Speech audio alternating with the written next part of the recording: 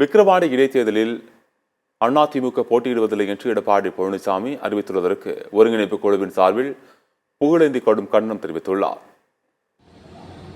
ஆகவே தவறான ஒரு முன்னுதாரண முடிவு. அப்புறம் என்ன சொல்றாங்க, அவர் சொன்னார்னு சொல்லிட்டு திராவிட முன்னேற்ற கழகம் அராஜகம், திராவிட முன்னேற்ற கழகம் அக்கிரமம், வீட்டு வேலையெல்லாம் செய்கிறாங்க, துணி துவைப்பாங்க, வாக்காளர்களுக்கு அத்தனையும் பண்ணி கொடுப்பாங்க, அதனால் தேர்தலில் வெற்றி பெற முடியாது இடைத்தேர்தலில். அப்போ 2026 விட்டுலாமா?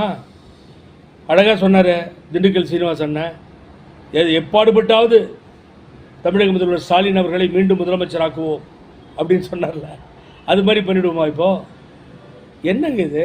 நான் தான் ஆர்கனைசேஷன், என்கிட்ட கட்சி இருக்குது, ரெட்டையில் இருக்குது, எல்லாம் இருக்குது, ரோட்டில் போகிற சொல்கிறவங்களாம் நான் கேட்குறதுக்கு தயாராக இல்லை, இப்படிலாம் பேசுகிறார் இருமாப்பில் அகம்பாவத்தில்.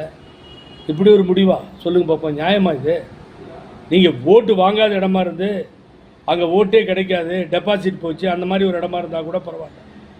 ஆனால் எதாக இருந்தாலும் ஒரு கட்சி எதிர்கொள்ள வேண்டும். அம்மாவை காரணம் சொல்லுவதெல்லாம் ஏற்றுக்கொள்ள முடியாது.